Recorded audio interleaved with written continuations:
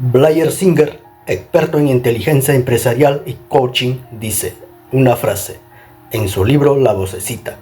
La vocecita reside en ese breve espacio entre tu oído derecho y tu oído izquierdo y puede convertirse en un enemigo o un aliado. El manejo de la vocecita es el arma secreta de los ricos, de aquellos que son felices, fuertes y saludables. Hoy vamos a hablar sobre mi caminata al Cerro de la Silla en el estado de Nuevo León, México. Sin más preámbulos, ¡vámonos! Cuando una persona se propone retos o metas en su vida, cumplirlas o hacerlas es muy importante, para no quedarse con la duda y arrepentirse de lo que podías haber hecho para satisfacer tu vida y contarle tus experiencias a tus amigos y a tu familia.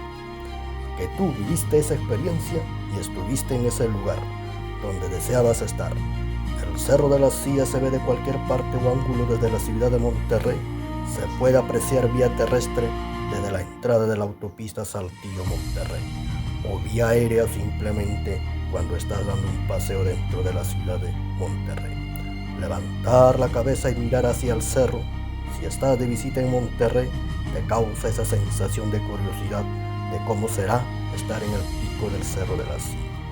Pero antes de continuar con la experiencia sobre mi subida al Cerro de la Silla, nos enteraremos un poco sobre la historia del Cerro de la Silla. Según la tradición, el personaje histórico que puso el nombre del Cerro de la Silla fue Alberto del Canto, uno de los primeros exploradores del actual territorio de Nuevo León. Alberto del Canto fue un noble novohispano de origen portugués que exploró el norte de México y fundó la ciudad de Saltillo, la capital del estado de Coahuila.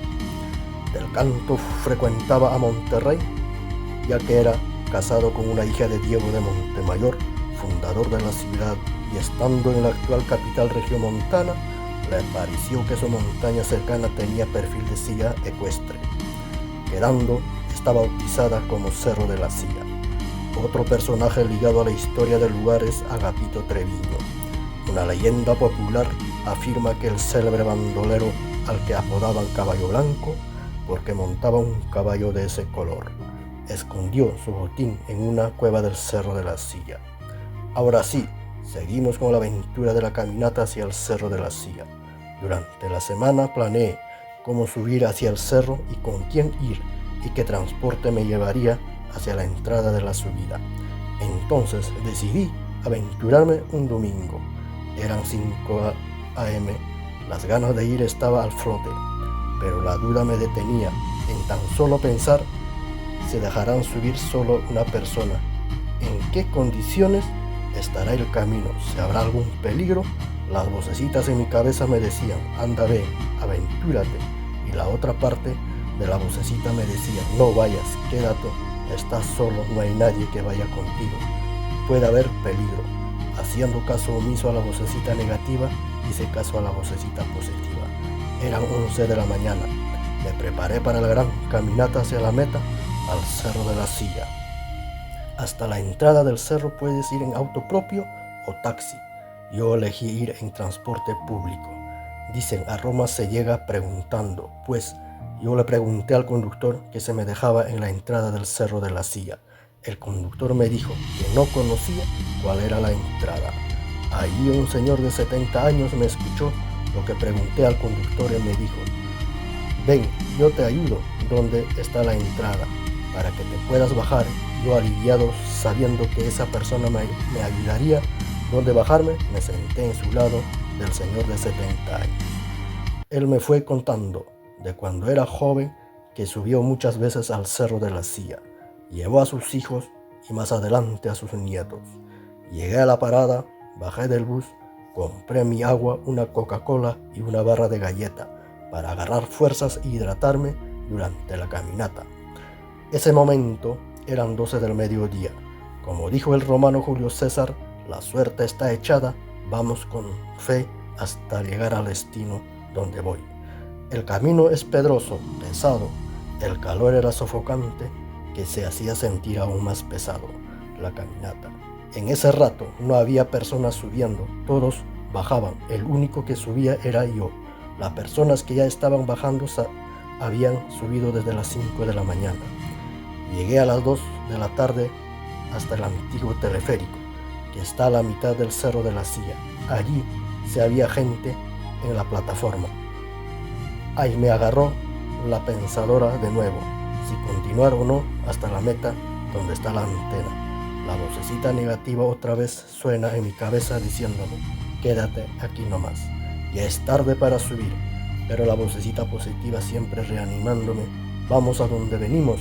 Desde el punto de la entrada hasta la mitad del cerro caminé 1 hora y media. Para llegar hasta el destino me faltaba 1 hora y media.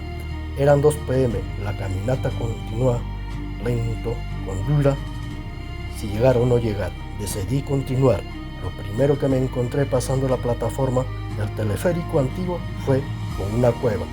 Tal vez esa cueva fue donde guardó su botín de oro el bandolero apodado Caballo Blanco, como cuenta la historia. Seguía caminando. Me encontré con otro monumento en el camino. Fue con un crucifijo de Jesucristo. Desde ese punto del crucifijo se podía apreciar una de las cosas que yo andaba buscando, ver desde lo más alto la elegancia del estadio de BBVA del Club Monterrey, donde se disputarán los partidos del Mundial 2026. También desde ese punto se puede apreciar una parte de la ciudad. El estadio se ve impresionante. Uno de los atractivos durante la subida es el estadio El Gigante de Acero. Durante el Mundial FIFA 2026, para los visitantes amantes al senderismo y caminata, uno de los lugares favoritos será la subida al Cerro de la Silla. Después de ver el estadio desde lo alto, seguimos con nuestra caminata a nuestro destino.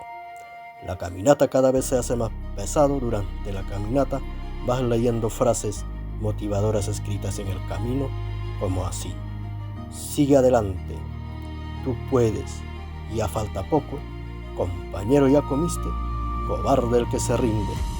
En el camino me encontré con un habitante del lugar, un cuatí.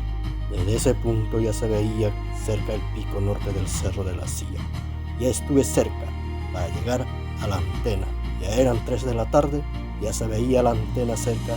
Aceleré mis pasos uniformemente, como los soldados de Napoleón Bonaparte cuando iban caminando largas distancias. Por fin llegué al punto, la antena. 3:30 de la tarde, la entrada a la otra parte del cerro es un poco accidentado, que tiene que caminarse con cuidado. Ver el paisaje impresionante desde ese lugar es simplemente maravilloso. La ciudad de Monterrey y la zona metropolitana se ven en su máximo esplendor y me quedé 1 hora disfrutando de la vista. Desde lo más alto al estado de Nuevo León, el descenso fue 5 de la tarde, la bajada fue más doloroso que la subida, ya nos daban las piernas. A las 6 p.m. estuve en el plataforma del antiguo teleférico. Desde ese punto se puede apreciar el atardecer de Monterrey. Ver el sol ocultarse sobre el Cerro de la M es simplemente una belleza.